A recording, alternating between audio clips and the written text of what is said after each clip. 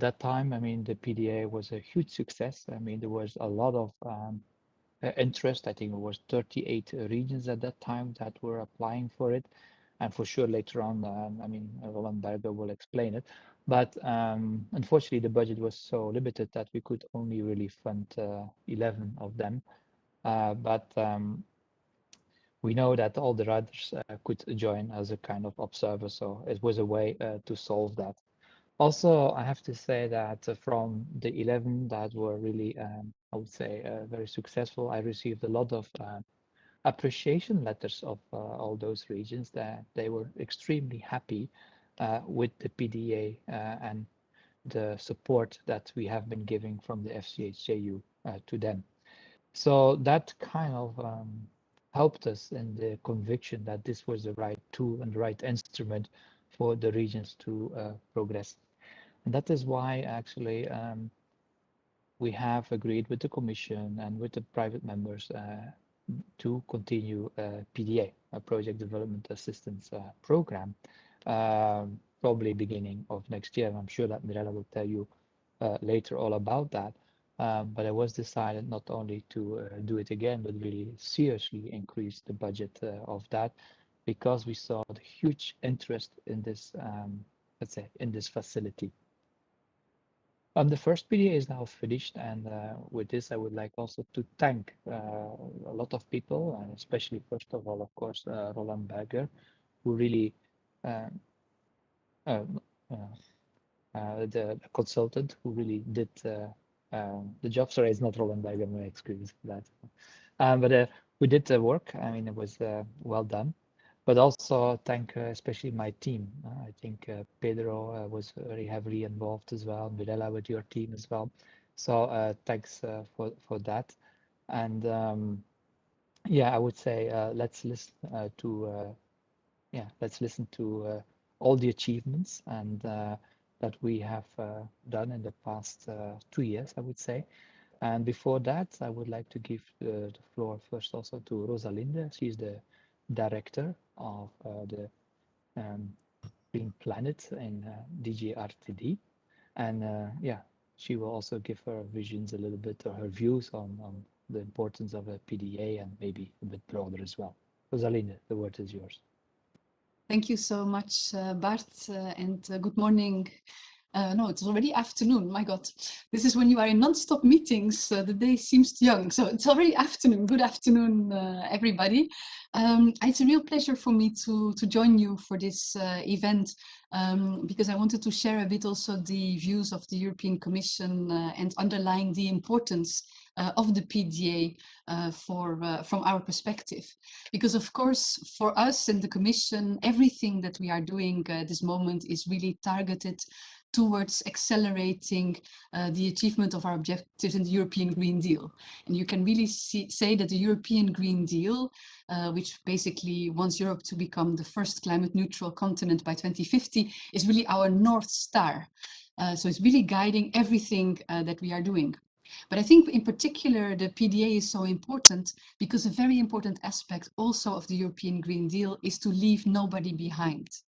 So that's why, from our perspective, we fully support the PDA activities because we really think it is a unique opportunity to make sure that we accelerate the building of the hydrogen economy across the European Union. So not only in certain parts of the European Union, but we want to build a hydrogen economy in the entire European Union. And of course, the PDA is also a very unique instrument, for example, to support the development of hydrogen valleys and also to unlock additional investments from elsewhere. And Bart, you already referred to the fact that under the current programming period, you would have loved to do more on PDA. If you would have more budget, obviously you would have done more. I'm very happy that we will be able to continue this activity also in the next JU. But still, even though the Commission is extremely happy that we are now investing €1 billion from our side in the next JU, of course, the funds will still be what they will be, even though they may be a bit more ambitious than in the past. And that's why I think the value of the PDA is also because it's an instrument that may unlock additional investments, in particular at the national level. And this is the synergies or the potential for synergies that I think make the PDA a particularly attractive instrument. Now, maybe just one word on the hydrogen valleys. As you know, Bart, I'm a big supporter of the hydrogen valleys. And I was also extremely proud that the President of the European Commission, Mrs. Ursula von der Leyen, in her previous State of the Union speech referred to hydrogen valleys. I mean, I can tell you that from the Commission services, we always want the President in the State of the Union to, of course, refer to files that we are working on. And the fact that the President has referred to hydrogen valleys in the past, I mean, I think it also underlines that at the highest political levels in the European Commission, this has great political importance, but also at international level. And I think this is also important to take into consideration. We have Mission Innovation, which is this intergovernmental platform that is really accelerating the clean energy transition across the globe. There is a specific mission on hydrogen in the context of Mission Innovation. And I think, Bart, you have already been doing amazing work through the Hydrogen Valley platform, also supporting the Mission Innovation activities there. But part of this Mission Innovation, mission on hydrogen, is that we want to have at least 100 hydrogen valleys across the globe by 2030. And I think here it's again an opportunity for the European Union to showcase the good examples, to demonstrate leadership. And I'm convinced also for the future activities on the PDA, it will really help to build up the Hydrogen Valley community in the entire European Union, not only in a few targeted member states, but really across the member states in the European Union. So I'm very much looking forward now to the subsequent discussion and concrete experiences with the PDA. And I would like to thank you all again for launching this very important instrument that will also continue to be very important for the future, also to deliver on the European Green Deal. Thank you very much. Thank you very much, Rosalinde, for your very kind words. And yes, for sure, we will try to put more hydrogen valleys across Europe and focusing on the EU 13 and how to say foremost or outmost regions of Europe. I think that's where we need to focus on, and that's exactly what we will do in the next PDA. Because we really need to make sure, and I often get this comment also from politicians and so on, like they see a lot of movements going on Western Europe, and we need to start focusing on Central Eastern Europe. And I'm pretty happy that in this PDA, actually, we saw several Eastern European countries participating, and we had Croatia in it, we had Bulgaria in it, and really they were all super happy with the results, and I think we will hear that today. So we will continue to work on that for sure. Thank you very much, Rosalinde. And now I would like to pass the floor to Mirella. Mirella, floor is yours. For the rest of the program, she will moderate the rest of the afternoon. Thank you, Mirella. And also thanks for you, and also thank to you and your entire team for this amazing work you have been doing. Thank you. Thank you very much, Bart, for the kind words, and thank you very much, Mrs. van der Vlies, for your encouraging words always on what we do and what we intend to do. Really appreciate it in the FCHGU. As Bart and Mrs. van der Vlies also mentioned, the work on the project development assistance, in fact, it's a work part of a much bigger picture, if I can say that.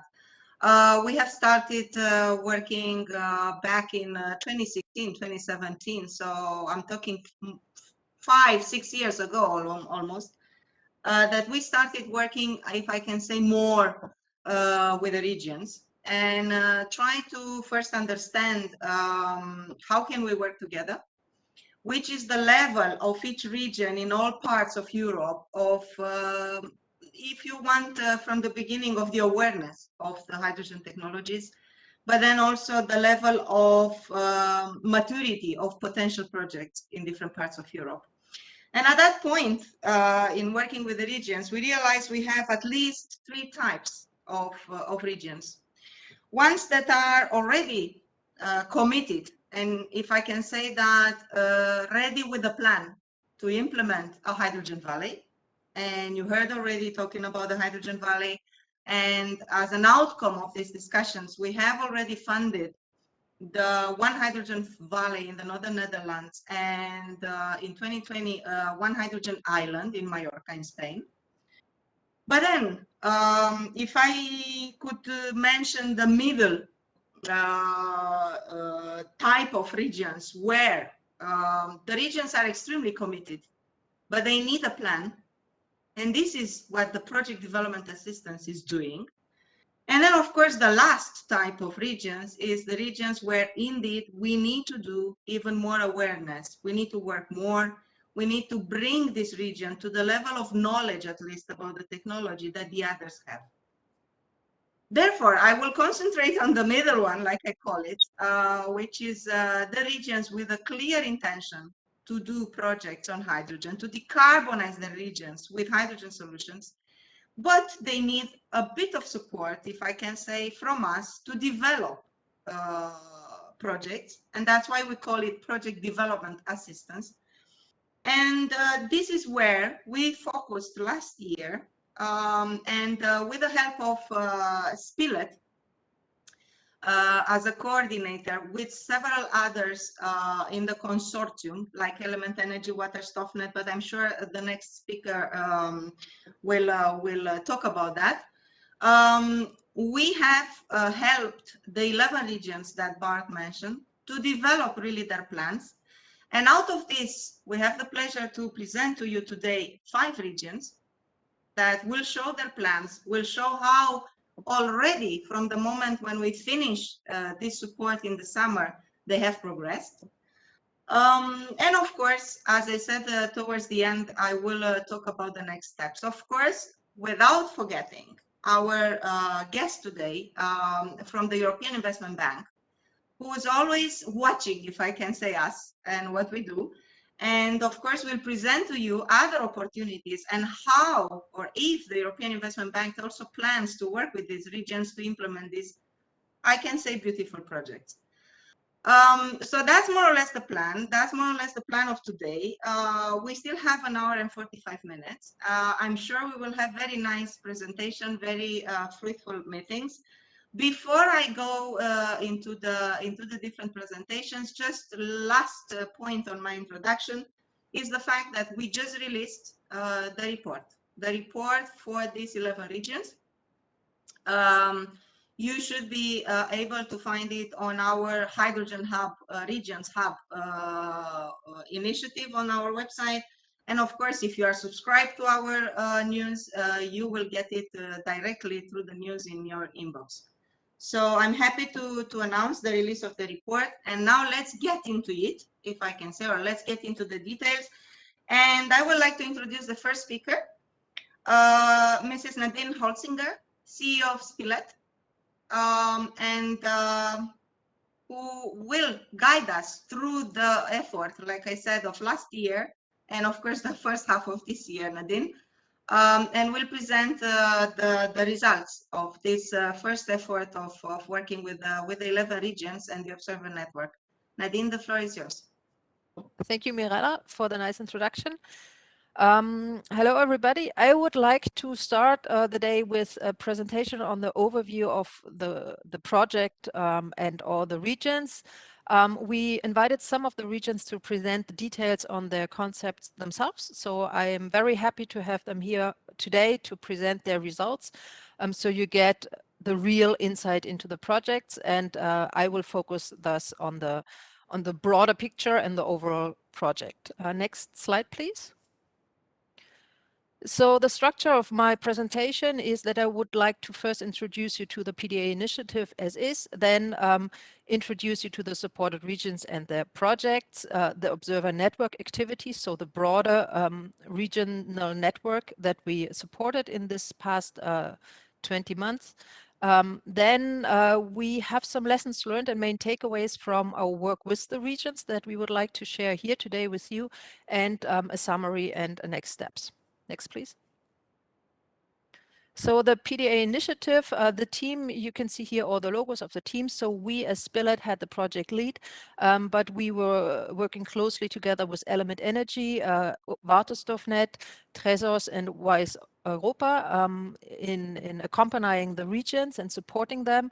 And together also with Element Energy, we had this observer network activities where we supported the regions that were not selected to get a deep support from us. And we also did some surveys in order to improve the quality of our work in this year, but also to capture the lessons learned for the next phases. So the project started in October 2019. The selection of the region took place in the beginning of the past year. And then from May 2020 to May 2021, we had the work with the region, the supported region, and also the observer network regions. And then in June, we had the closing of the PDA project, a very successful thing, I think, closing with all the concepts, which I would like to introduce you to. Next, please. Next, sorry. So the initial situation from a perspective of the cities and regions was that we have a number of public authorities that expresses interest and very significant interest in hydrogen economies and regional roadmaps in order to develop own hydrogen economies. And most of these projects are in various stages of planning, as you also heard from Mirella. Next, please.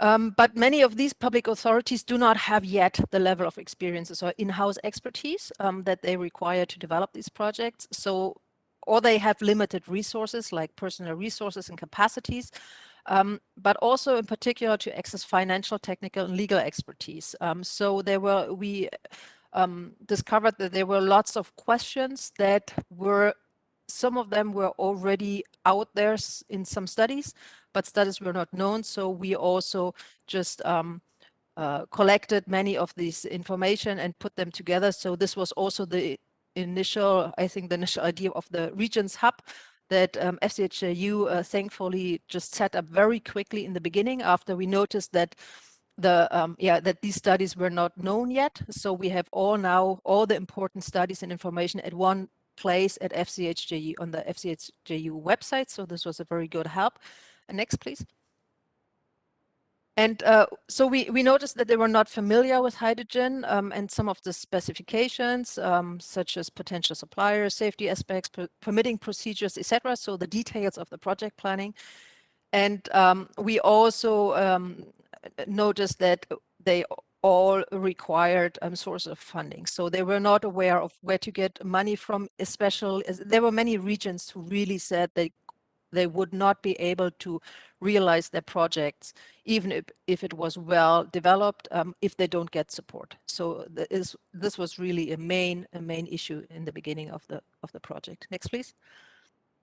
So this was the initial situation where we met the regions and we then provided project development assistance in order to launch a major project within 12 months after the end of the PDA. So this was one of the agreements that they signed in the beginning, kind of, so that they would start realizing their projects within 12 months after the end of the PDA support. Next, please. Next, please. Before starting working with the regions, we had a survey with the supported regions and another survey with the Observer Network in order to find out where to focus our work to. So you can see it's a little bit small. The main interest in the supported regions was to identify the technical challenges and solutions of hydrogen technologies, to understand better the economic viability of the projects and the influencing factor to the economic viability. So get a better understanding of the system and the operation of the systems. Also to understand financing strategies and funding mechanism and to develop procurement strategies, especially common procurement strategies like pooling with other regions or with other stakeholders in the region. Next, please. On the side of the Observer Network, which were the 35 regions that applied to the project, and of which we selected 11 regions to receive a more broad or more detailed support.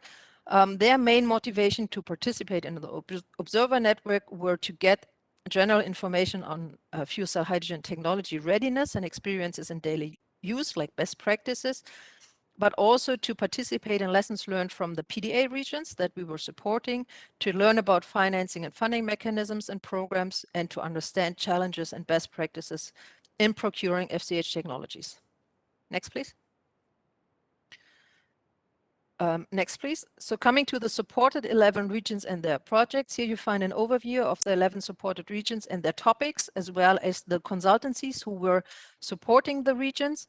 So you can see here in this map that we have regions all over Europe, like from the very west to the very eastern part. And we covered all topics. So we have the transport topic, we have stationary applications, we have green hydrogen production, use of hydrogen in industry. So we had, as for example, Mochinok, the electrolyzers for green ammonia. So we had a variety of different projects, but a main issue of all the projects was that they were seeking for a broad regional, like an ecosystem of hydrogen. So they were not focusing on just one solution or on just one project, but most of them just had several applications in mind, from the production over the storage and transport of hydrogen to the use of hydrogen at stationary and mobile applications. So they were all thinking in a broad regional hydrogen economy. Next, please. So what we were doing with the supported regions, we tailored the individual processes to each of the regions, but in general, we just started with a whole group kickoff meeting, so all the 11 regions could get to know each other and learn about the project. Then we had the individual kickoff meetings in the regions, and we were forming then a project delivery group in the region, as we thought it would be important that a working team would remain after we leave the region, so they could do the project development on their own, and we were kind of coaching them. So we supported them in developing the project. So we were not doing it for them, but we tried to empower them to do it themselves and get all the information they need in order to develop their projects. Next, please. Then we started with an initial concept development. So we prepared an initial concept with the broad structure of the project, with the overall objectives of the project, the scope of activities, likely budget, key tasks, procurement strategies, and so on, in order to have a backbone for the former detailed project planning. And we also assessed the feasibility of ideas and activities in this context, in order to steer the project in a direction that is consistent with the available resources, but also with the available technologies. And then we got into a detailed project planning stage with all the regions, and depending on the regions, it was earlier or later in time, but with all of them, we just moved in these two steps. So we detailed the project planning in order to include working groups, so a project working structure, but also a detailed description of the technologies to be deployed, the deployment locations, the procurement strategies, responsibilities, Gantt charts, milestones, and so on. We also calculated the budget development and developed a financing and funding plan. And here, the tools that FCH prepared in former project was very helpful for the region. So thank you to FCH for that too. And in the end, when we finalized the detailed project planning, we had kind of a project plan sign off by senior representatives of the regions in order to receive the commitment that they would like to implement the idea in the coming months. As I said, and as you saw, we had a constant performance monitoring process. An overall of 3 surveys were realized in order to feedback in the beginning to understand expectations towards the project and initial situation, and then to feedback on the process of the support, and also on the lessons learned and challenges in the regions and the concepts. Next, please. Yeah, next. So in coming to the Pda Observer Network, as you see here, these were the 35 regions from the 18 countries that applied to the PDA support, of which we selected 11. So you see the 11 that were selected are in bold letters, but all the others participated in our Observer Network that we initiated in order to keep them informed, to get them on board, and to give or to provide as much support as we can, although they were not selected. So you can see here we have many regions of also of the EU 13 countries who were interested and who were participating until the very end. So in each of the Observer Network meetings, and I hope that we somehow initiate and also an exchange between these regions as they were aware of what they were planning, each of them. Next, please. So these are the online seminars that we offered to the Observer Network. So we had in the first last summer we started with regions kickoff event, and we had in October we had the first Pda Observer Network technology webinar focusing on fuel cell trucks and buses. Here we had the consultancy team from Element Energy, but also external speakers who were reporting on their experiences and best practices of projects. So we had Hydrogen Europe, we had the Aberdeen City Council, we had the public transport company of Cologne and the Transport for London and H2 Energy, who were sharing their experiences with regional projects. In November, we continued with a peer review webinar. Here, two of the cities that were in the Observer Network, of the regions in the Observer Network, could present their ideas, their project ideas, and they received a feedback from FCH, from the consultancy team, but also from other regions on their ideas and on their challenges. So hopefully we could help them a little bit in progressing with their work. And then for all of them, we also had on the 16th of December last year, a huge web seminar on funding opportunity and application strategies organized by FCH and partners from the European Union and the European Investment Bank. So this was also very helpful. We received a very good feedback also in our surveys regarding this webinar, and then we went on this year with a second technology webinar on the hydrogen station suppliers, also on best practices with setting up hydrogen stations. Here we had external speakers from EMCEL in Germany, who is very experienced with setting up and planning hydrogen stations. We had also speakers from Hexagon Purus, Linda McPhee, Messer Group, and Maximata, who are all offering hydrogen stations to regions. And then in May this year, we continued, our last technology web seminar was on hydrogen production, again with external speakers. And here we also had, next to the electrolyzer companies, we also were very happy to have companies from the chemical recycling area, so from Plagasi and Elogen and Plagasi and Modis. So they were offering also hydrogen production units from organic waste. So in order to close circular waste circles. The supported region closing event took place in June then, with a ramp up of all lessons learned. Next, please. So the lessons learned regarding what kind of support is required in the region is very individual, and the regions have very different needs for support, but common to all was that they needed those 4C, like they need to get confidence, credibility, competence, and context. Next.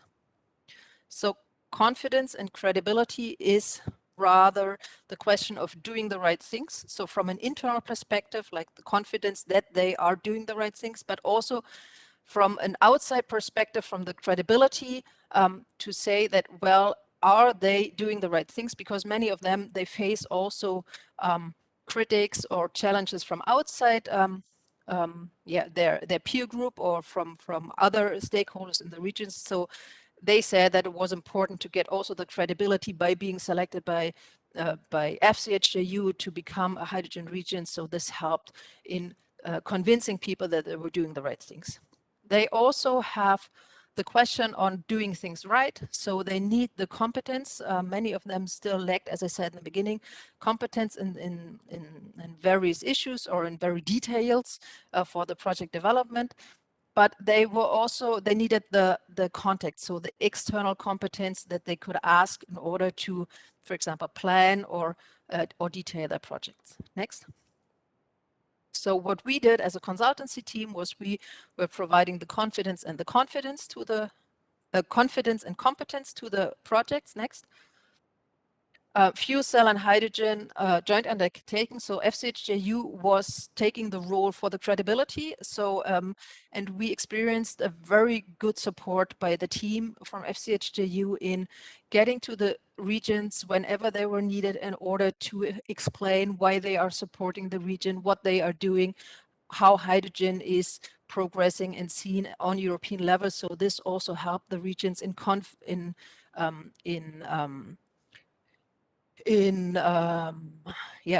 getting support from regional politicians and other maybe critical stakeholders in the regions. Next. The context we ensured by the PDA seminars, as I introduced you, the Observer Network seminars. We also set up a supplier database where suppliers could just provide us with information on their technologies and their contacts so that the regions could contact them directly. And we also launched something that was called Rfi Processes. So it's a request for information. This was an idea from Element Energy, which proved to be very smart because we just sent a request for information to suppliers in order to understand if they are able to provide technologies and under what conditions they would provide technologies and services. So here, this is kind of a pre-request before ordering things or doing a true proposal in order to better understand, based on a performance description, what could be expected. And this was especially important in the EU 13 countries, as we weren't aware if some of the technologies were available technically and market available in these regions. Next, please. In addition to that, there was a policy support document that was written together with Mochenak from Element Energy in order to inform on suitable hydrogen policies. So this was also, I think it is published on the website too. So this is also very helpful document in order to get the credibility, but also the confidence and competence into the regions. Next, please. And so our main takeaways in this regard is that it's essential to understand and prioritize the needs for support in each of the regions. So which of the Cs, of the 4 Cs, is most important because it differed from region to region. And for us, a successful support empowers regional stakeholders to continue their projects after the PDA. So we didn't want them to just have a nice project development plan, but we wanted them to get empowered to go the next steps. Next. Next, please. So the question was, how can support also be organized after the PDA? So we thought that for the confidence and the contacts requirements, it would be good to have these or to follow this FCH regions and valleys approach. Next. We could also more include the national hydrogen associations that were also already participating in some of the regions and providing a very good support to the regions. Next. And we also have, for the credibility and the competence requirements, it will be important to closer engage with the FCH industry and research community. Next.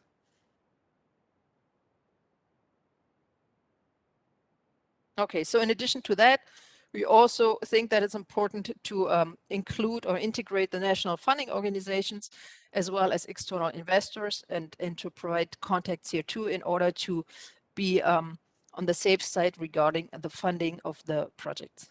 Next. So the challenges from a regional perspective is that scaling up strategies as required in all of the regions. So how to come from the project to the regional transition phase. Next. So we had those 4 Cs in the learning phase, just at one. So in one project they can learn. Next. they need to somehow scale up to the regional transitions. So the question we faced with the regions was the first one: do the projects have the right scale, and do the projects have sufficient industry support? Next. Just do the next one. So having the right scale means if you are too small, you're not economic viable, you're not visible, but on the other side, you don't risk to fail, or it's not that hard to fail. If you are small, and the bigger you are, the more regional expertise you require, and the higher the risk to fail is. So there's always, you need to always just check if you're at the right scale. Next. And we need to understand if the projects have sufficient industry support. So we need to have the fuel cell hydrogen suppliers be ready to deliver, and not only in Western Europe, but also in Eastern Europe, in either to do capacity building or to motivate people to also engage in regions where they are not at the moment. And this not only applies to the supplier side, but also to the service providers in order to keep things running. Next. So best practices, focus of work in support of the PDA consultancies. As I said, we think it's important to empower stakeholders. This could be the better support activity in the long run, although it's easier sometimes to take on the project as a consultant and not to just facilitate processes. But in the end, in the long run, I think, or we all think that facilitating processes would be the better way during and after the project in order to empower the stakeholders to do it themselves. Next. So facilitating processes means reflecting, structuring, validating. So we need to identify roles and commitments for each of the stakeholders, including regional industry and research partners from the beginning, and leave the project lead with the region. So some regions ask us if we could take over the lead, but it's better to leave it with the regions so they learn how to do it, and we could coach them and support them in facing the challenges that may arise. We also provide expertise and share lessons learned from other regions and former projects, identify blind spots in the project approaches, develop and discuss alternative options, and validate assumptions with the request for information process. Next. So summary and next steps. So here you see the next steps. This is what the regions plan to do after we develop the project with them. And I think it's a very impressive what they plan to do, how many projects they want to launch, how big the size of the projects are. And I'm very positive that they will succeed with their projects. Next. So thanks for the team. Here you have all the contacts in case you have questions regarding the one or the other region or want to get in contact. So please contact us and the team. The first page you had the responsible consultancies per region, so you can just get in contact with us and get more details if you want to. Thank you very much. Thank you very much, Nadine. Thank you very much to you in particular and to the whole team, indeed, for doing this project. We are extremely impressed, indeed, with the level of the project and the number of the project. And when you look at the capex planned, capex meaning capital investor, of course, and meaning the volume and the funding that is necessary, not necessarily the funding, but the cost of the project. Really, thank you very much again. And I encourage still the attendees to put questions into the Mentimeter. My team provided the link into the chat, so please do so if you still have questions to the speakers or to myself. Thank you very much, Nadine, and please stay with us. I hope we still have time at the end for a few questions. Now I move, and I would like to introduce the next speakers. That's Mr. François Gilles. He's an innovation finance advisory at the European Investment Bank. And as I said, we always invite, if I can say, at least invite or discuss and continue to discuss with our colleagues in the EIB, in the European Investment Bank, to see how and if possible that we just not stop here, and we eventually see how we can further help these regions with either further assistance or even further financing from your side. François, the floor is yours. Thank you very much, Mirella. Thanks for having us, and I'll try to provide indeed a quick overview of the types of solutions, both financing and advisory-wise, that are available to hydrogen project promoters. So if you go to the next slide, perhaps a very quick word on, perhaps stating the obvious, but the bank has approved last year a climate bank roadmap, which sets out ambitious objectives in relation to climate action, which you can read on this page, which basically means, as an implication for hydrogen project promoters, that all eyes and ears are open indeed to understand and explore what projects are being developed, as a basis to build a pipeline in this area. And the part of the EIB I belong to, so the advisory services of the EIB is very much taking a role in doing so and identifying projects and supporting them to positioning themselves for the bank's solutions. Next slide, please. So as just by way of introduction, so what does the EIB do? In short, equity, debt, and advisory services, both indirectly. Typically, our equity business is largely done indirectly by our subsidiary, the European Investment Fund, or indirectly via financial intermediaries, so banks. The EIB does that quite a bit as well.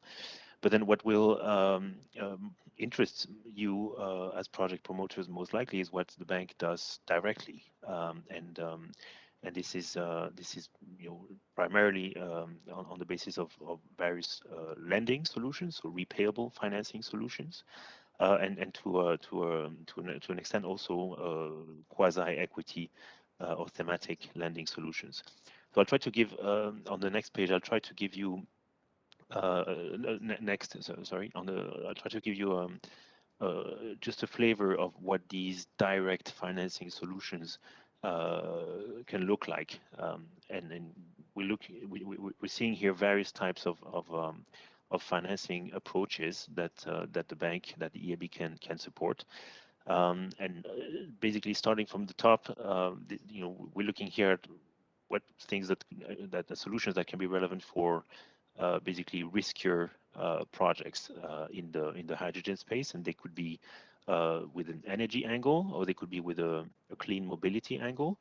And for these riskier projects that we have, thanks to the support of the European Commission, we have certain thematic mandates which allow us to provide quasi-equity or basically risky debt, if you like, with rather good financial structuring flexibility to support these projects. One example is that we finance in the hydrogen space is Everfuel, the Danish hydrogen mobility operator.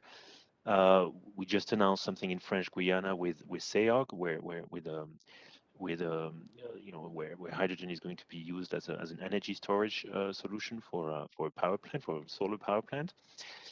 Anyway, so this is for risky projects, and perhaps these blended impact financing solutions will be relevant for your projects, and I'll come back to that in a second. And then we have more traditional lending solutions, which in fairness compose the bulk of our direct financing activity. So we have traditional project financing. So this is typically going to be for large scale renewable developments, for example, and this is of course very relevant for hydrogen.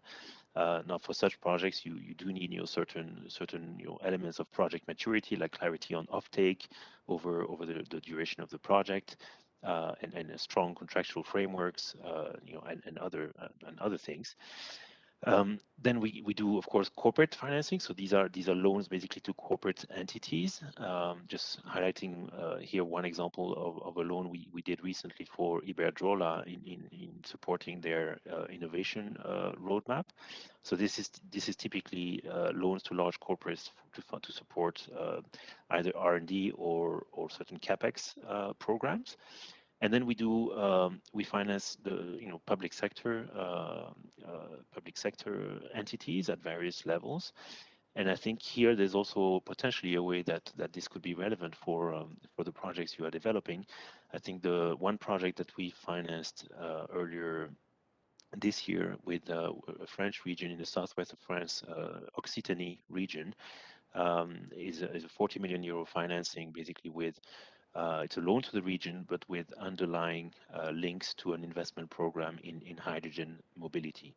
So, I mean, all of these over time could be relevant for the projects you are developing. And then on the next page, I'll try to zoom on this first one I mentioned, highlighting two of the tools that of these thematic, higher risk tools that we have been working with so far. And of course, I mean, with the new programming period, these are likely to be wrapped up into a successor instrument, but the general principles hopefully will stay quite similar to what I'm going to show here. So we have the energy demo project facility under Innofin. So this is meant to finance commercial demonstration projects for innovative energy technologies. Could be production of energy, or could be storage of energy. Ticket size minimum 7.5 million, going up to 75 million, and with quite a bit of flexibility in terms of financial structuring. That means it can be structured, for example, as a corporate loan to an innovative company, for example, or a project loan, so a loan to a project entity, much like a more mature project finance, but with a high risk profile. And I mentioned Everfuel that was financed with this facility, but also Windfloat, the floating offshore platforms in Portugal, as well as Northvolt. The first phase of the Northvolt battery facility was financed with this instrument. So I think this is certainly one to keep in mind. And then on the right side, for clean mobility deployment projects, we have under the Connecting Europe facility, we have an instrument called Future Mobility, which from a financial structuring standpoint works with the same type of flexibility as the other tool I mentioned, but here is really meant to finance the deployment of clean mobility assets. So these could be charging points, these could be vehicles, even the production infrastructure for, in the case of hydrogen, for example, production electrolyzers, basically to support a fleet of clean buses, for example. So these two tools provide basically a solution for riskier projects in the hydrogen space, whether from an energy angle or a mobility angle. So that's for the financing tools. That's what I wanted to say. So perhaps let's move on to the next slide. Just perhaps a few words on criteria, and I'll let you read that, and I suppose you'll have the presentation. But a few of the things we look at, and perhaps this is one a bit of the North Star, or what to look for on the horizon. But we look at criteria from a technical and economic standpoint, and this is typically a specific part of our institution that specializes in assessing these dimensions. And then we look at financial criteria. So perhaps the more traditional banker type criteria. So on the one hand, we look at economic soundness. Does the project present economic parameters that will make it scalable, replicable, on a sort of viable and sustainable in the market. Innovation, obviously technical and industrial soundness. Where do the technologies fit in, relative to competing technologies, for example? What is the maturity from an industrial standpoint of a given project? And then, of course, alignment with eligibility criteria where applicable. I mentioned that we have our climate bank roadmap that means we need to make sure our projects are aligned to certain criteria from a climate standpoint. And when we use mandates such as the ones I mentioned, the energy demo project facility or the future mobility facility, whenever we use mandates, we also have specific eligibility criteria we need to check. And then from the financial dimension, of course, if we look at a public sector or corporate loan, I mean, this is going to be different. But if we look at a specific project, we need to identify cash flows as providers of debt. It's obvious we need to identify sufficient cash flows that will form the basis of future debt service and repayments. And typically that goes hand in hand with identifying clear offtake commitments, be they to use mobility assets over time, or to make use of a charging infrastructure over time, or to purchase hydrogen produced from a certain facility, etc., etc. So that there needs to be clarity in terms of volume, in terms of price, and in terms of duration, to provide comfort on that basis. And then we look at capital structure. Depending on the risk profile of the project, we'll need to have certain proportions we'll expect certain proportions of equity or grant type support. We'll look at the contractual framework. So if the project relies on different suppliers or partners, we'll have to have comfort that the contractual framework provides for a good allocation of risk, shareholder profile, governance, etc. So I'll accelerate a bit, going to the next page and closing. Just a quick mention also on the alternative fuel infrastructure facility. Perhaps some of you know already, for which the EIB is an implementing partner. So this is basically a grant that the Commission provides in relation to hydrogen refueling infrastructure projects. And that is basically tied with the financing with obtaining a financing from one of the implementing partners, which the EIB is.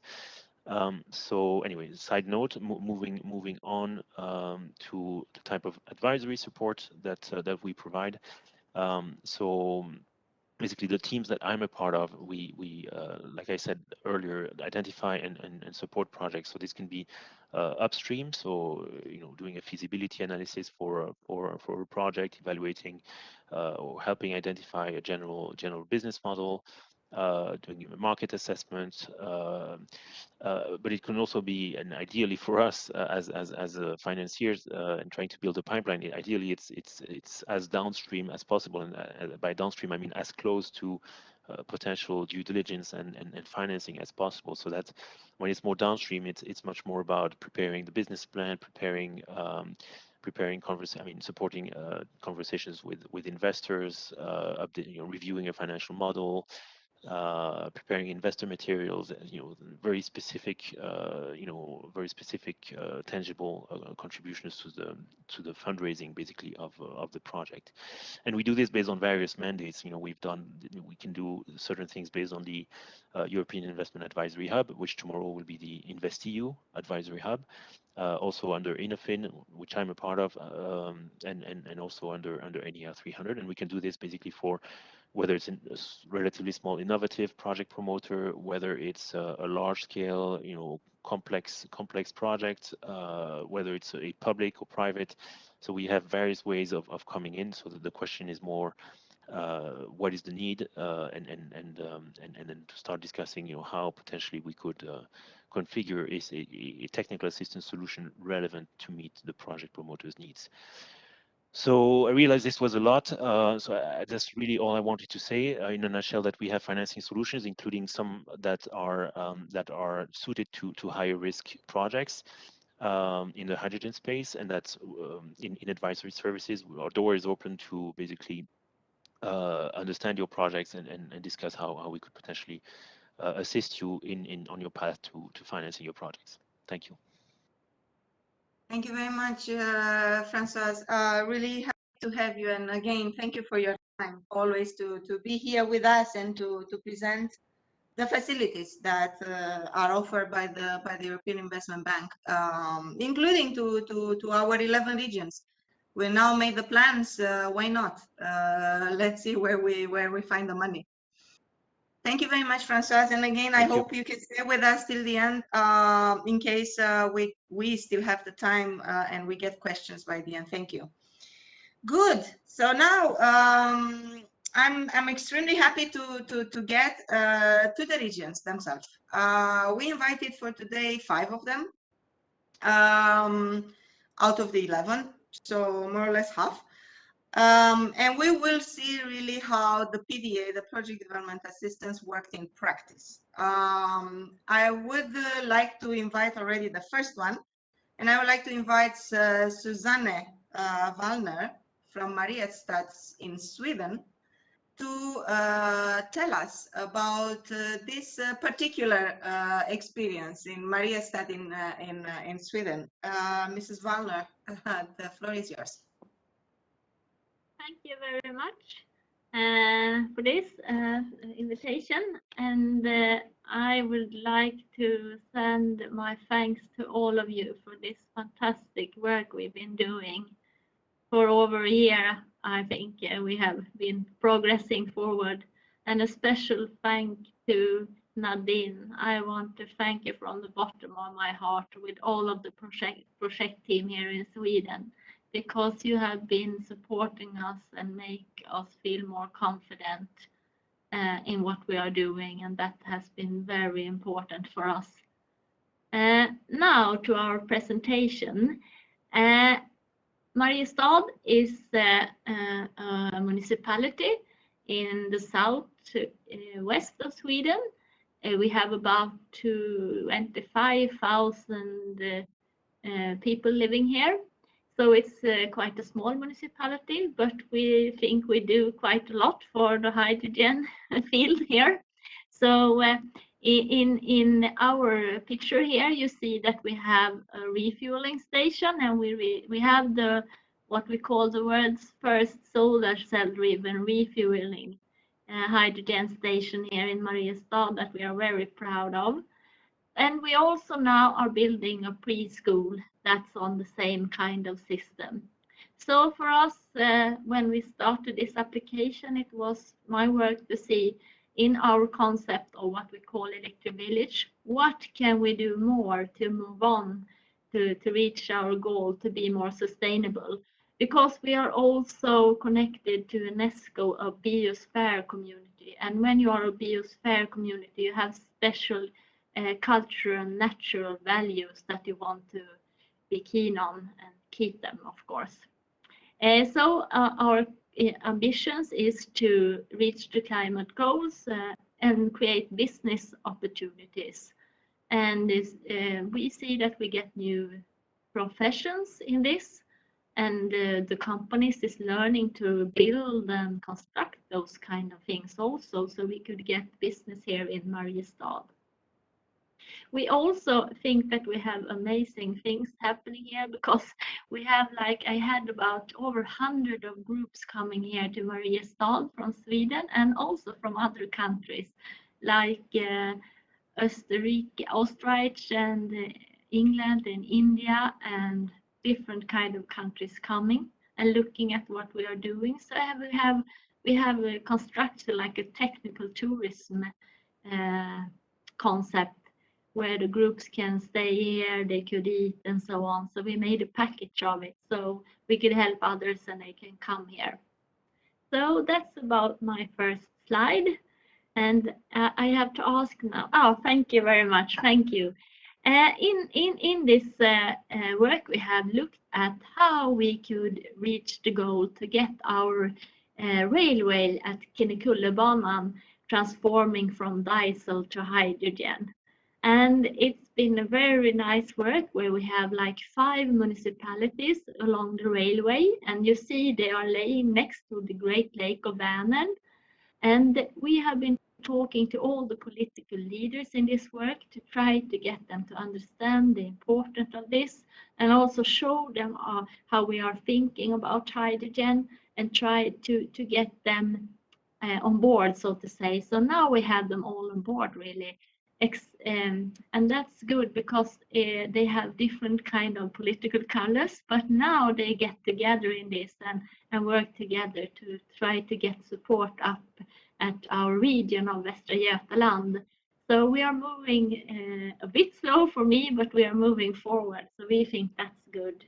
So in this picture, you also see that we took help from Spillet to get a picture so that we could show the other municipalities how you could have this kind of station in your city somewhere, just to show them how you could do it, because it's not so easy for them when we are just talking. We have to show it like digitally on a picture, on a movie or something.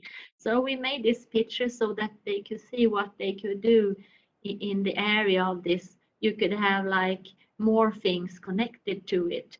And in our idea of this railway, we have thought about the concept with like combi tank stations, so that you both can charge the train, but also like heavy duty wear cycles. So that's a good thing, because then the municipality leaders think they could help the industry much faster. So for us, it's also been like a, what do you say? We have had some issues. How should we tell them about this? But then we had some researchers and professors with us from University of Linköping here in Sweden that helped us to count on the CO2. What do you say? How we could get less CO2 if we transform and do this. So we have good figures for the political leaders to take with them when they're going to do the decision. So we all have all that in place already for the next step. That was important for us to help them. So you can take the next slide. And this is the municipalities, the key stakeholder that we have talked with. That's the first line is all the municipalities along the railway. And then we have called the Skaraborg Regional Organization. In our region of Västra Götaland, we have 15 municipalities working together. And now has those, you see there, the first 5, they have gone together to the Skaraborg Regional Organization and told the other 15 municipalities, we want your support. And 2 weeks ago, they had that. So now we are working like with 15 municipalities to try to get the region with us. So that's good, because we also have Västtrafik. It's like the regional traffic company that helps all the regions and helps all the municipalities to have the traffic here. So we are working close to try them to get on board in this.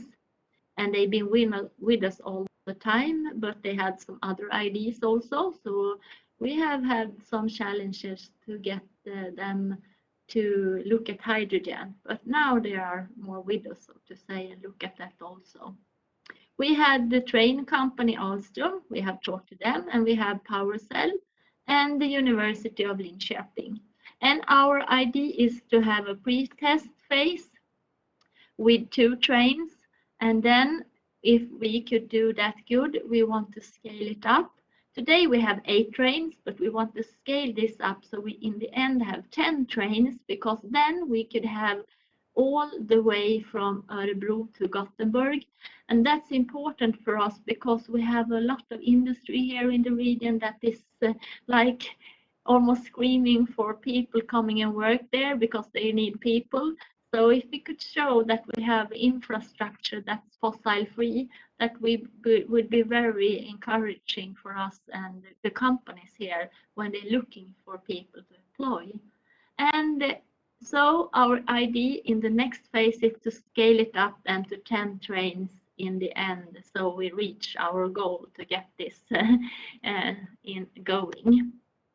And in the project, we also focus on what we have been learning, and we have had a lot of discussions how we should do this, and also how we should service the trains, and how much hydrogen do we have to manage this. And we also had like what do you call it? We have done research of how much solar cells panels do we have in this area, and how much wind miles do we have, and so on. So we know about how much do we have to build and what do we have today. So it's different kind of aspects we have been looking at here. But okay, you can take the next picture. So if we go to the main challenges, I think we are here on the track that getting people on board. And I talked about Västtrafik and our region because they earlier have been looking like at to do electric train, and also look at other type of fueling. But now we think they are changing because of that we have been supporting by you. So that's good. We have also looked at how should we finance this. And of course, we are aware of you at the European Investment Bank. So we have had some talk with them also in the project phase here. And we have also have a big green fund that's connected to us and reach out to us and are interested in what we are doing. And we have still we are talking with them. So maybe they are ready to invest. We will continue that work. And of course, it's a big challenge in a small municipality like for me to do all this work, and because we are not so many people, but with the help of our professors and the support of Spillet and so on, we managed quite good, I think. So our next step is to get support for financing, and I think we have come a long way there. And we are just waiting now for a political decision. And here in Sweden, the national strategy for hydrogen will be taken the 25th of November. And our, what do you call it, state-owned energy company, our government there, the Energimyndighet, they have called me. So I had meeting with them to put Kinnekulle-banan in the writing. So I tried to get it in there. So I tried to do my best, but we will see how far I have been getting there. So that was the things I wanted to tell you about today. And thank you all again for being a part of this. And if you have any questions, I will answer them here in the chat. Thank you very much. Thank you very much, Susanna. Thank you for this introduction on your project. Yeah, I again wish you a lot of success with this project that we together worked on. I'm really happy to see that. Thank you. I would like to move on and give the floor to the next region, if I can say that. That's from Croatia this time. And I would like to give the floor to Mr. Ivan Ivankovic. I hope, yes, Ivan, if you could stay to 10 minutes, so we save some time at the end for questions from the audience. Please, the floor is yours. Thank you. Thank you. Slides are coming up. Okay, there we go. Hi, everyone. So this is a brief overview of the activities we did here in the city of Zagreb, Croatia, regarding our FCH Pda activities. I'm Ivan from the City Office for Economy, Energy, and Environment Protection, and I'm leading the city's energy and climate policy design and implementation. Next slide, please. So what was our main motivation here? Honestly, more the issue of air quality here in the city of Zagreb. Transport is of course one of the main issues here in the city of Zagreb, because we have a dominance of diesel vehicles. 68% of final energy consumption is actually in transport, and out of the whole emissions inventory that we have in the city of Zagreb, the actual transport sector has the highest emission share, which is unfortunately continuing to rise, all the while other sectors such as building, power generation, and other sectors are actually on a good downward trend. So air quality in the city of Zagreb varies more or less throughout the year. Unfortunately, today we had the unfortunate luxury to being the number 10th most polluted city according to certain measurements within the region. There was again numerous factors have contributed to that, but transport is of course one of the most negative effects surrounding that. We are of course present with an overall, more stringent energy and climate targets, which will just increase over time. Taking into account the Fit for 55 package and its consequences that are, of course, being currently discussed within the Parliament, Commission, and all other entities, national governments. But we see it as also as an opportunity, because never before has there been so much support zero emission activities within both the next EU multi-annual financial framework, Next Generation EU, which will be particularly important for our project, as you see, and basically all other aspects of the policies are there to, at least in writing, to support the development of these activities. We've been having huge changes in the regulatory environment. I've said here on all levels, so coming from the EU down to member states and then on local levels. Important for our project here regarding the city's public transport is both the Renewable Energy Directive and Clean Vehicle Directive have been fully implemented in Croatia in 2021. So this year, through national legislation, so we have, let's say, all legal prerequisites in the national legislation, more or less. Some things are still missing, but will be done soon, to basically implement these projects in full.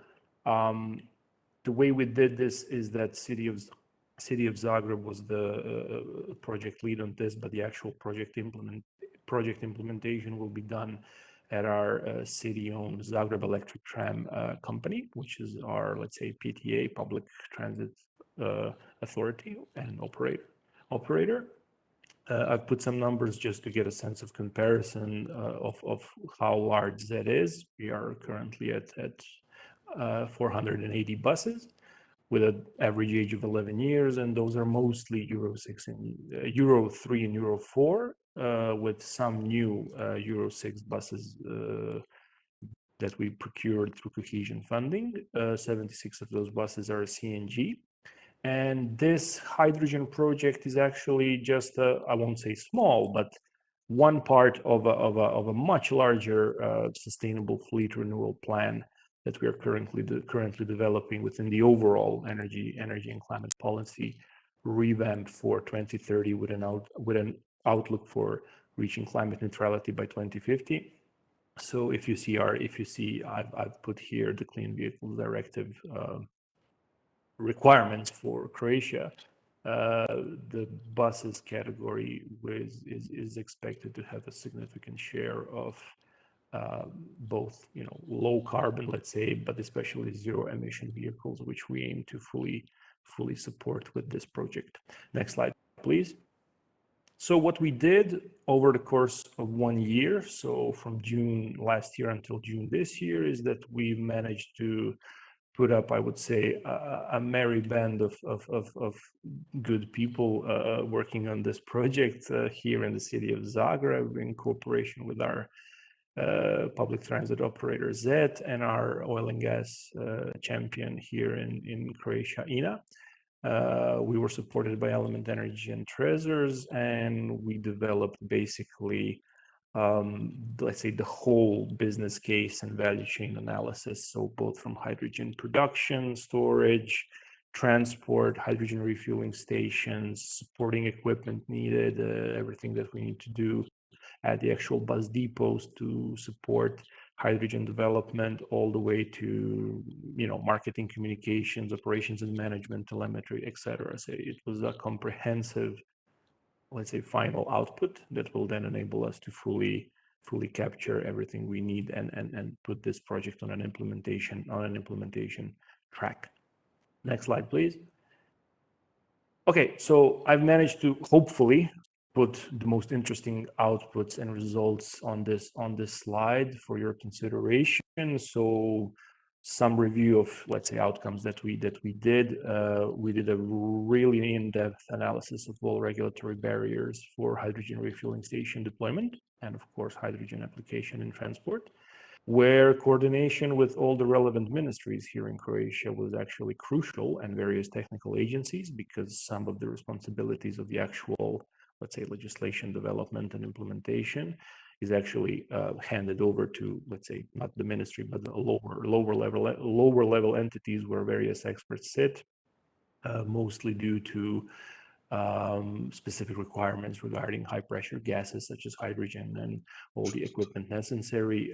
We managed to draw some good parallels between, let's say, CNG infrastructure and everything regarding natural gas that was done in the country before, and then extrapolate from that how will that impact the actual hydrogen development here in Croatia? Because I didn't mention it in the beginning, there is no hydrogen application in transport yet. Hydrogen in Croatia is mostly or more exclusively used in refineries and other feedstock processes within the various industry centers. We've analyzed all the bus routes that ZET operates with the focus on which bus routes are most applicable to the application of hydrogen technology, because that operates on a large number of both intra-city lines, but as well as some lines that go outside the city, and some of the lines are on an elevated hilly terrain where hydrogen can be perfectly suitable to fulfill those tasks. One amazing actually result from the whole process was that we developed a whole chain request for information, RFI, process. So we developed basically standardized questionnaires and engaged with the market pretty early in the process to basically get the feedback more or less in real time in terms of what we need and what the market can offer. It was a hit and miss, of course. Some companies were willing to send their offers and information. Others were less willing to do so, but that's perfectly understandable. But our good, let's say, some good practice to share here is to basically develop RFIs during your project preparation, because you will then test the market pretty early and see what can you actually procure, and how the whole thing is being tested by the market.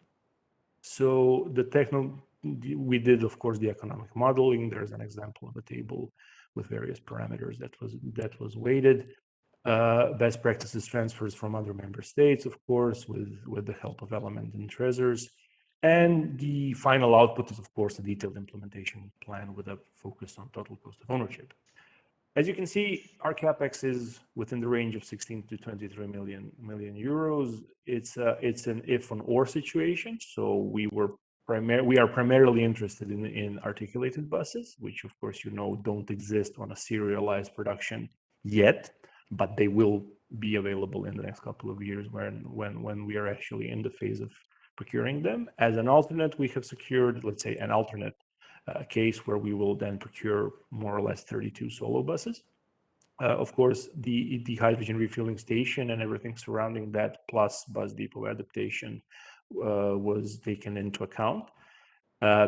Hydrogen is basically the key variable here. So the green hydrogen price is the key variable. Our project was scoped to around 600 kilograms of certified green hydrogen per day, with a 10-year maintenance window. And of course, that green hydrogen, in terms of its price and availability, is also one of the biggest current unknowns, especially for a region such as Croatia, where that market is still, I will honestly say, not in existence yet. So we are, let's say, at the end of the beginning. So implementation is the next step, and we have communicated both within Croatia and the region as a whole that Zagreb and RZ can basically serve as lighthouses for other regions and cities here in Croatia. Next slide, please. Okay, so one of the more what our next steps are. Formal start of the project implementation within the city structures, because we've had local elections in May, where the first change of government in the last 20 years happened. So we are still in that, let's say, transition phase between local governments. We have excellent communication with our local ministries, so both energy and transport, but the bulk of the funding for this project will come from the Recovery and Resilience Facility. We are, of course, keeping a watchful eye on all the legislation processes that are happening around us, and we hope to have first public procurements in the second quarter of next year, primarily through our bus depot preparation activities that are needed in order to secure this project. Next slide, please. And that's it. I've put in a bit of a joke, but more of a serious tone here, where BMW asked its Twitter followers what they think is the best way to get around town. public transport 1, yay, which is really illogical but good. But I've put this screenshot because a car company asked a question where I think they didn't expect this answer. So here's hoping that projects like this can get good traction. That's more or less it. I'm done. I'll be here for any subsequent Q&A if needed. Thank you. Thank you very much, Ivan. And really glad to see that you have concrete plans as of next year. Yes, really, really happy to see that. I was hoping, yeah. Thank you very much. Thank you very much again. And I like the joke, and I think it's valid. Huh? It's not a real joke, I would say. Thank you. Good. I would like to introduce the next speaker, Professor Daria Vladikova from Bulgaria. So we go even further east, if I can say that, in Europe. She will present to us, in fact, we had two somehow cases of PDAs in Bulgaria, in two cities, Sofia and Ruse. And I think she will present us the perspective from both of them.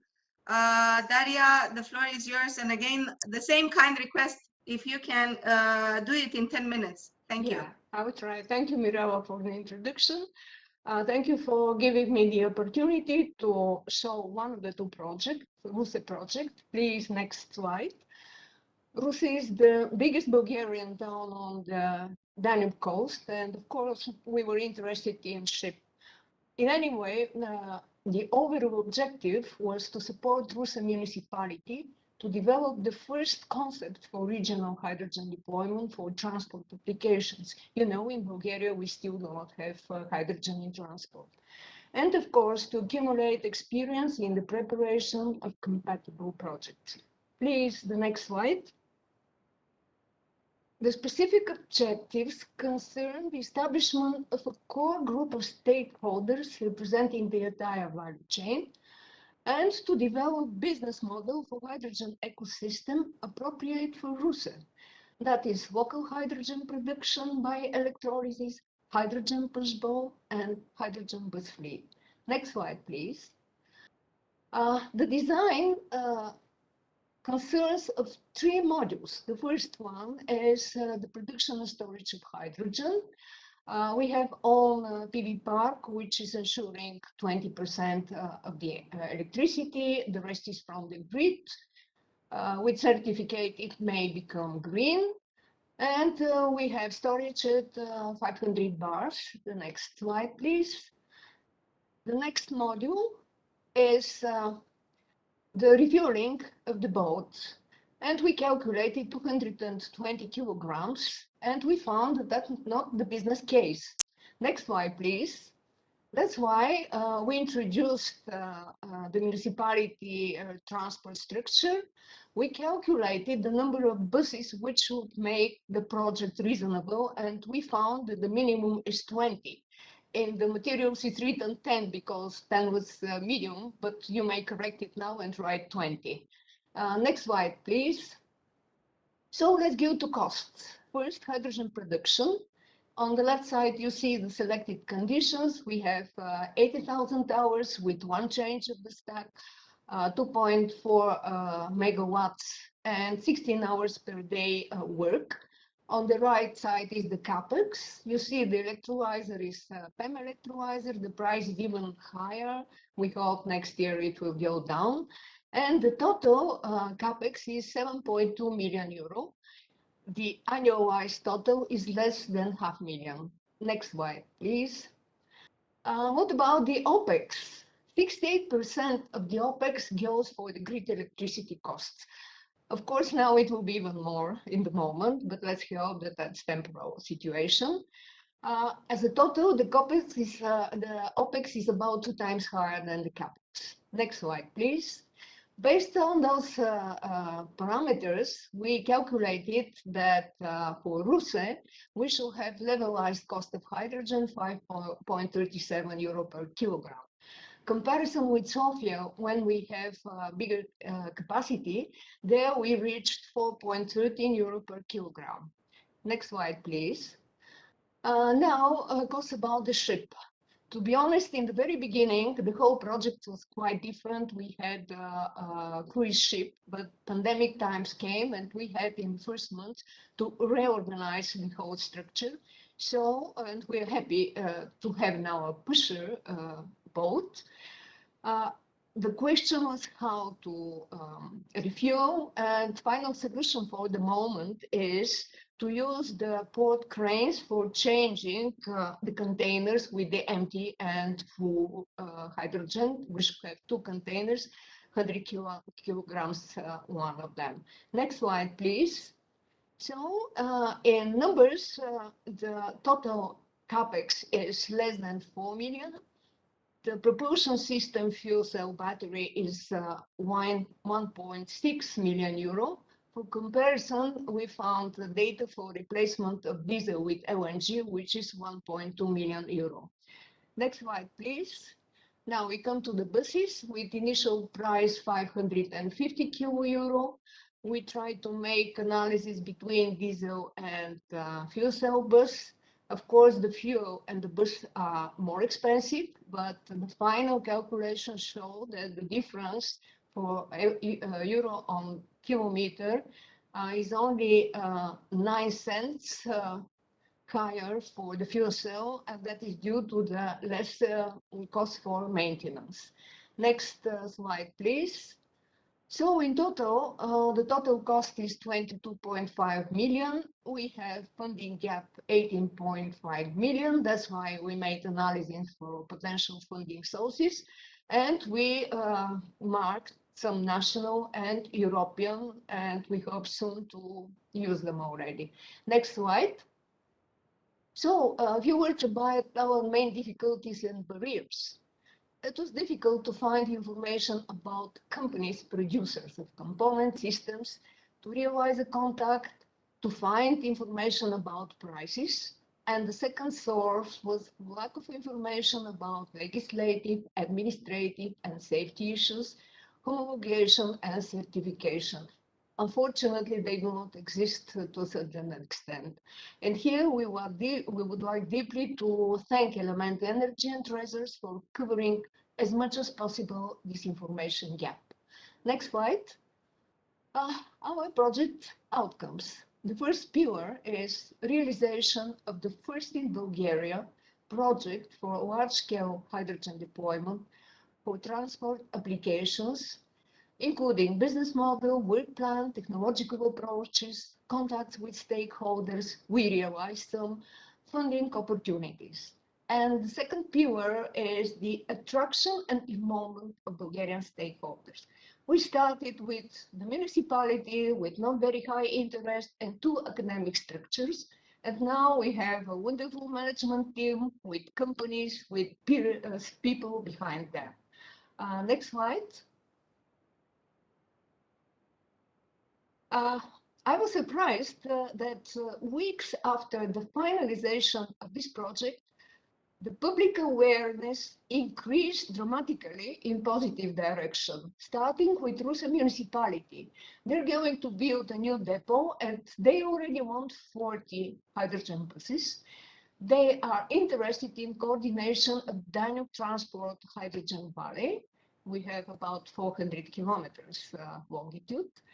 The second pleasant surprise was the Bulgarian river shipping. Yes, they gave us the ship, but during the project they were not too enthusiastic. And now they are, because they have 5 Danube logistic points, 2 bridges, 3 ferries. They transport goods from Belgrade to Constanța, combined transport river rail sea. They have lots of land for PVs, and they are interested in hydrogen deployment.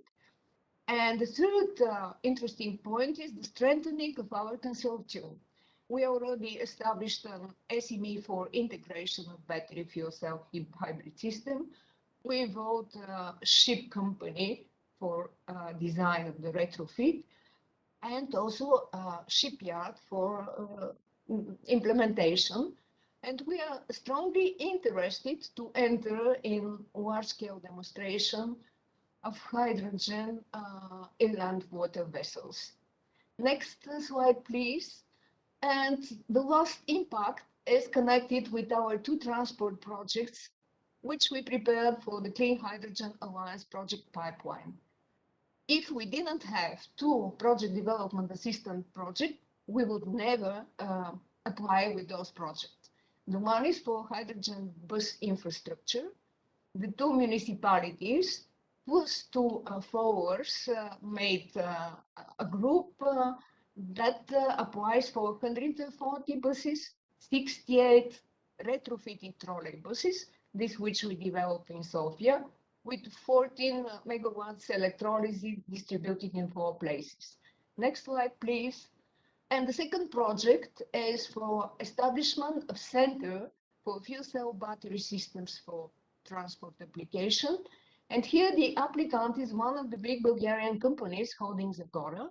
And you can see that the CapEx funding gap is less than 30% because our industry wants to be involved in this project. Next slide, please. And in the very end, I would like deeply to thank FCH, Element Energy and Treasures, and personally Hannah, Mike, Ivers, and Danis for the brilliant idea of project development assistance, the brilliant realization, and the strong personal dedication of everybody who was involved in this project. Thank you. Thank you very much, Daria, and thank you for making it in 10 minutes. I know it was challenging, but I knew you can do it. Thank you very much for this presentation. And again, I'm so happy to see how useful, if I can say, was our project for your personal project in Ruse, in Sofia, and now even going further into the project pipeline of the Alliance. So really happy to see that, Daria. Thank you very much. Thank you. I would like to move on now, and let's move to Poland. And there we will see an even more interesting initiative. It is already called the 4 Cities Initiative. It contains already Gdynia, which was part of our project development assistance. And I would like to give the floor to Alexander Zniegok. I hope I pronounce well your name, otherwise apologies. And Darius Kasperek. So the floor is yours. 10 minutes again. Thank you very much. We represent Vice Europa. So we, together with Spirit, have supported 4 cities in Poland in preparing the project which they would like to develop. And the next slide, just a brief information on what we do. We are a think tank, and one of our areas is actually focused on energy and climate transition. So we're very happy that we can also be a think and do tank, and together with Spirit support Polish cities which are currently at the forefront of investment in hydrogen technology. And on the next slide, maybe there will be more information on the ambition of 4 cities. So these are all located in the northern part of Poland, in the region which has already plans also to invest in offshore energy. So there's a lot of energy transition going on in the plans, and these municipalities all have rather ambitious levels of FC bus deployments in the next years. And so for Wejherowo, the northern municipality, it's even more than 50%, and even for Gdynia, which is 8%, but it's already, we need to account for the trolley buses which are already in the fleet, so it's already quite electrified fleet. So the hydrogen buses are complementary to clean buses which are already in place. And then Czech and Gdańsk, they have 90% of hydrogen bus share in by 2028, and we're scaling up from 0. So no hydrogen buses now on Polish roads, and no appropriate infrastructure. So with this ambition and with interest in hydrogen technologies already present for several years in the region. The PDA project was very much in line with what the 4 cities needed. On the next slide, you will see more details on this concept, which together with our colleagues from Spirit, we have supported 4 cities in basically finalizing, because they already have had this plans to deploy the buses, but we have supported them in adjusting these plans so that they are more robust and they fit the economics and evolving markets. So as you can see, there is already a refinery which produces grey hydrogen, and there is a public station which can be used in early stage as a source of hydrogen for early deployment of buses, and then serve as a backup. But then all cities envisage that they will invest in their own stations, and we also had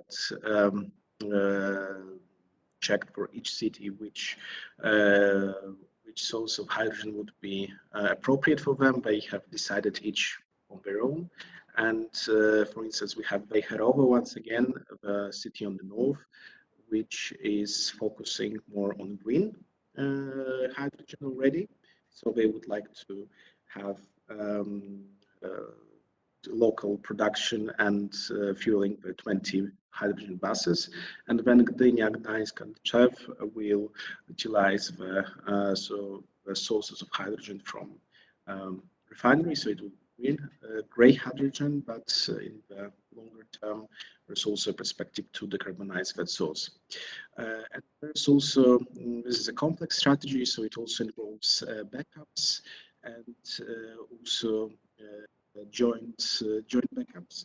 So this allows these 4 cities to cut costs, because they will be having some of the costs will be shared. For instance, joint operation of a central bus workshop to service all the buses which will be procured. On the next slide, you can see also this timeline and budget. So in the project, we were able to verify the budget related to investing in buses and refueling stations. And indeed, this is a very significant investment, nearly 66 million euros. And it's also quite important that it's going to be scaled up with 2 applications for funds and 3 rounds of procurement, basically building up and learning by doing over this time by 2028. And on the next slide, you will see, on the next slide, please, you can see some of the challenges and lessons learned, and then my colleague will also present more of opportunities from local perspective. So we have seen and confirmed that there is a lot of interest from municipalities and readiness to implement this hydrogen-based solutions. At the same time, there are several challenges which we need to be aware of. Even despite this recent hydrogen push, we always the challenge is starting in refueling infrastructure.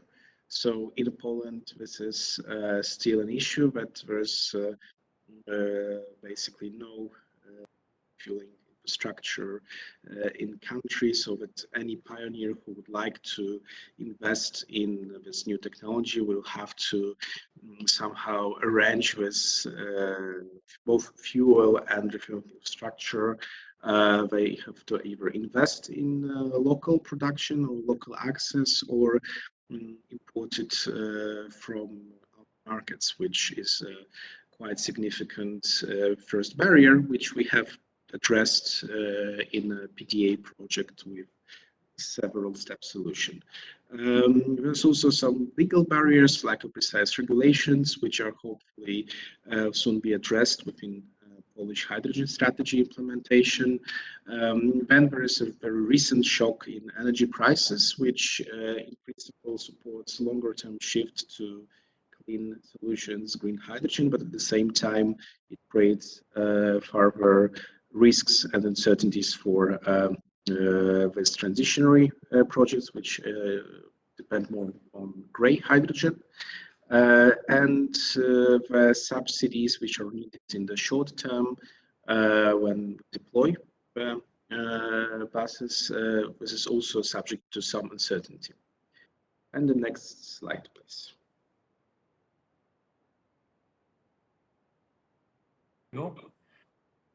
Lesson learned: exploiting the potential. The new knowledge and organizational possibilities for hydrogen applications emerged during the Pda project. In the short term, there will be conditions to increase the supply of pure hydrogen, which will accelerate the development of public transport. The introduction of hydrogen buses in several stages is a good solution because gives better possibilities to manage vehicle fleet change. Diversity of hydrogen vehicles is also important because municipal companies have different types like waste collection and greenery management, as well as bus. New equipment for transporting, compressing and refueling hydrogen that appears on the market can significantly improve the conditions for using hydrogen vehicles. Next slide, please.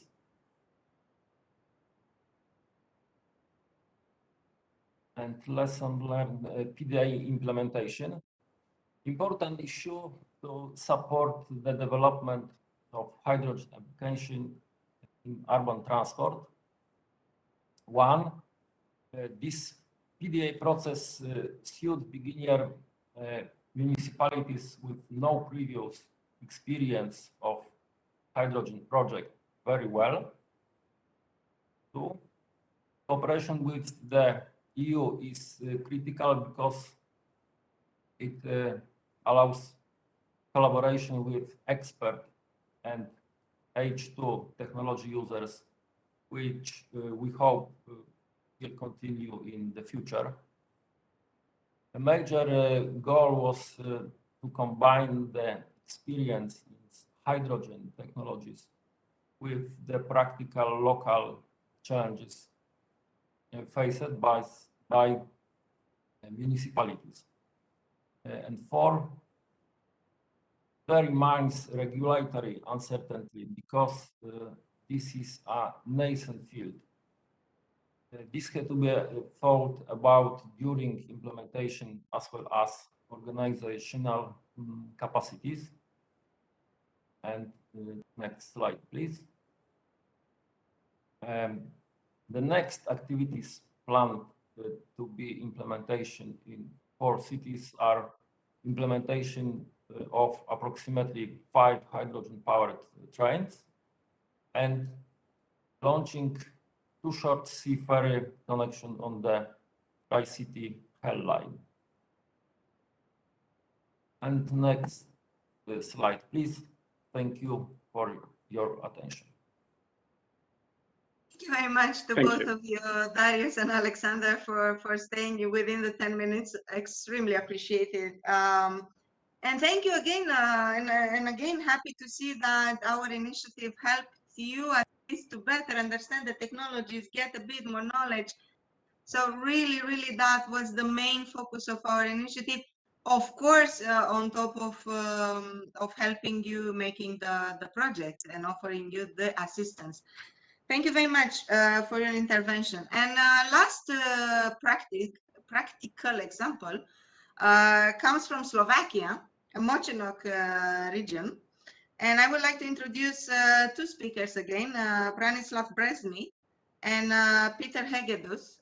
again, I hope I pronounce well your names, and otherwise, really apologies from my side. And yes, the floor is yours. And again, kindly ask you to, if you can do it in maximum 10 minutes. Okay, so thank you very much, and don't worry about the names. It actually doesn't matter. So because of the time, let's move to the next slide, please. I would like to introduce all the project partners. So the project was done under umbrella of Element Energy, people who led us through all the PDA procedure, and by the way, they did great job. First of all, Močinov municipality, this is the village in the southwest Slovakia, where part of the activities will be located. National Hydrogen Association in Slovakia, who actually initiated the project and were the most important project contact. Duslo, which is the chemical industry company, which has been producing fertilizers and rubber chemicals for many years. And their intention is to decarbonize their ammonia production and also to supply the transport sector with the green hydrogen.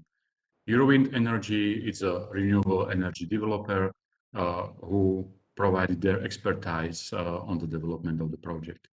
And last, and definitely not the least, was the ZSSK company, which is the state-owned passenger train company, who wanted to operate an initial 2 fuel cell trains in the region. Next slide, please.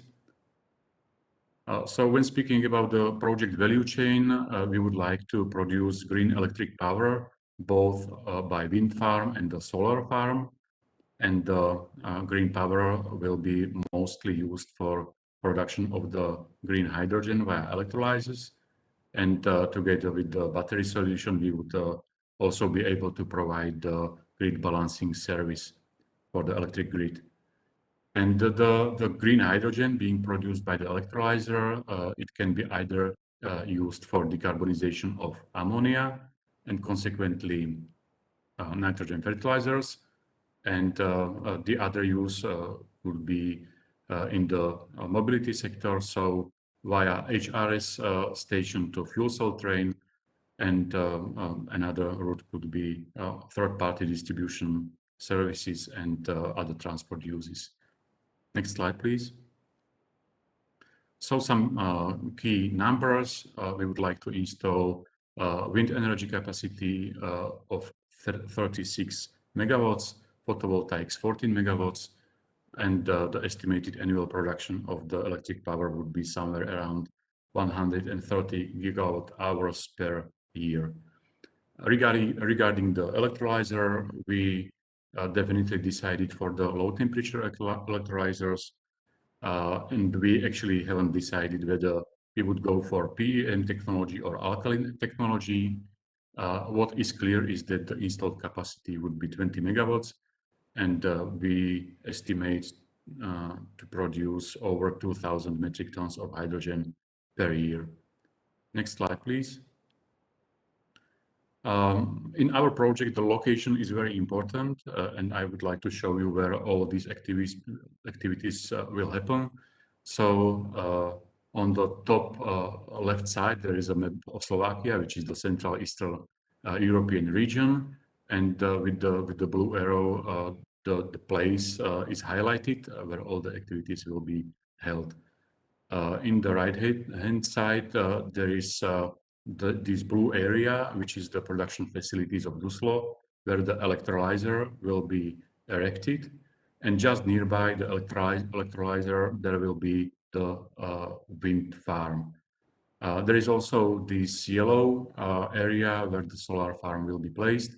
So all the green energy will be produced locally, and the hydrogen which will be produced will be also used mostly locally for the ammonia production or for the transportation sector. And well, let's go further. One more slide. So there are definitely some local specifics and challenges we had to deal with. So first of all, we are a landlocked country, which brings many specifics and challenges. we have very limited potential for renewable energy production. It's not only about the restricted area, but also, for example, the strength and the speed of the wind is much lower comparing to offshore solutions on the sea. And since we do not have sea or ocean, also possibility for carbon capture and storage is very limited. Another challenges are about the unclear future legal situation, but this is something I believe all the hydrogen projects that have been developed have to deal with. So we would like to use nuclear electricity for production of the hydrogen together with the renewables, just in order to increase the production of the hydrogen. But we still do not know whether we will be allowed to do so. There is unpredictable carbon price. These days, I would add also the price of the electric power and price of the natural gas. Possibly, there will be some obligatory quotas for green hydrogen in the future, and this can also change the hydrogen market very much. Also, future support scheme in Slovakia is still very unclear, and of course, like most of the hydrogen projects, also this one is not economically feasible without any incentives. But this is something very common. Luckily, there are also some pros of the project that are mostly about the existing infrastructure. So there is a long-term tradition in hydrogen production. At Duslo, we've been producing hydrogen for over 60 years, and we know what the hydrogen production and hydrogen handling is all about. There is brownfield available for the production facilities. Also, the railway route for the decarbonization is nearby the production of the hydrogen. There is also intensive transport, road transport of the Duslo's goods via lorries. So this is another opportunity for decarbonization of transportation. And regarding the existing infrastructure, we have to also mention that there is currently no mobility at all developed. So let's go further. So the conclusions regarding decarbonization from the technical point of view, the project is definitely feasible, and it can contribute to decarbonization of ammonia and as well as the mobility. Thanks to broad partnership and thanks to many business schemes we were investigated, we believe that we identified the optimal scheme for the business. I would say the most important part of our strategy is to go locally, so local energy sources, local hydrogen use in both ammonia and also in production, also in mobility. Also, flexibility is the strong point of the project because, of course, we are planning to utilize hydrogen in the mobility, which I have mentioned that doesn't exist now, but there are some plans for development of the mobility. If for any reason the mobility development is behind the schedule, we still can utilize all hydrogen in decarbonization of ammonia, or the other way around. If the demand for mobility will increase rapidly, we can switch all hydrogen to mobility. And of course, the public transport decarbonization. So actually using the hydrogen fuel cell trains is probably the easiest way of decarbonization of the particular train route we have considered. And we can also supply the surrounding cities with the hydrogen for the public transport and also the transportation of Duslo's goods. This is what I have already mentioned. So next slide, please.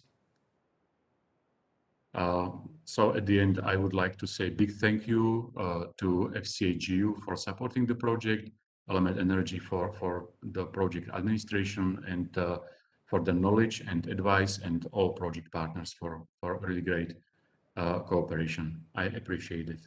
Thank you. That's it. Thank you very much, Branislav. And again, thank you for staying within the 10 minutes. Yes, I know we are a bit late and most probably we don't have time for a chat, which I would have loved to have. But I'm really happy to see, and by the way, Branislav, we were extremely aware of the challenges, and in fact, this is one of the reasons we put this project to work together, to put this project in place. We know there are, and there will be challenges. But that's exactly why we, like I said, work on this, that we try to address as we go all this, or at least the main challenges. Good. So with that, we finish the introduction of all the different examples of the projects that we develop or we assisted in development in 5 places out of the 11. Unfortunately, we also reach more or less the end of our webinar, and without risking of losing my audience or our audience, I would not prolong it further. So I would propose that we do not further chat, but however, I would like to take just one question which raised my attention from the audience. And if Nadine is still with us, Nadine, do we have any return of investment idea for all these projects or for any of these projects? Is that already in the report, or this is for the regions to have it, I mean, to calculate it? I'm sure you did it when you put the project together. Yeah, so the return on invest depends heavily on the financing. So the programs, as we heard in many of the regions, they were not yet sure if they would get the financial support from the national funding programs. So we had, for example, in Poland, we had a national funding program to up to 90%. So if they get this, they are way below the conventional fuel alternatives, so they would get a really fast return on invest. Otherwise, they wouldn't. So it's kind of, it depends on which programs they are successful now. So, and then they can decide, because we saw a variety of different funding schemes. So it's not that general that you can say it's this return on invest. Thank you very much for clarifying that. And I'm happy we can provide that answer immediately. Again, I will encourage you reading the report that we just released today. And the last point, and somehow wrapping up from my side, is another question we got from the audience. It's about new opportunities. Yes, the joint undertaking that I'm representing, the future partnership on clean hydrogen, will have next year, at least this is in the plan, we'll have next year a call for proposals. Therefore, new opportunities for grants on hydrogen solutions, of course. But as you know, we are an R&I, research and innovation body of the European Commission, of course, together with our industry private members. So all our grants will, of course, support R&I initiatives. So just to tell you, yes, there will be opportunities for grants next year. But my main conclusion today, which I was ready to share with you, is that you heard in these 2 hours, we have been successful with this first initiative to support regions, and from the presentation, I would say mostly cities, with such assistance in developing the project. What we learn is that this is worth continuing, and we will publish towards the end of this year a new opportunity for project development assistance. My director Bart at the beginning of the webinar already mentioned this. So towards the end of the year, we will publish a new tender in which we will again contract few colleagues, I would call them, like Spillet, Element Energy, etc. So we will contract few experts to again support at least 15, if not even more than 20. We would like 20 cities or regions to develop their projects. So it's an initiative similar to this one. We just want to extend it. So to bring again these regions and cities to the level that they have a project and that they are then ready to look for funding, but at least the project, the plan is there. So with that, and again, without taking too much of extra time, I would like to thank very much all the speakers, to apologize again for not having time to chat like we promised, to thank again the group of the experts led by Nadine for the whole work in this initiative, to thank my team, like Bart already said it, led by Pedro. And of course, to thank all the regions for embarking in this experience with us, and to thank them also for being still committed to do these projects with all the challenges like we saw them. And really good luck to all of you, to the regions and to the cities, of course, in particular. And again, keep an eye on our opportunities. Towards the end of the year, new opportunities for project development assistance. Next year, new opportunities for grants. With that, I would like to thank the whole audience and wish you an excellent end of the day. Thank you very much. Thank you, Mirella. Bye. Thank you. Bye-bye.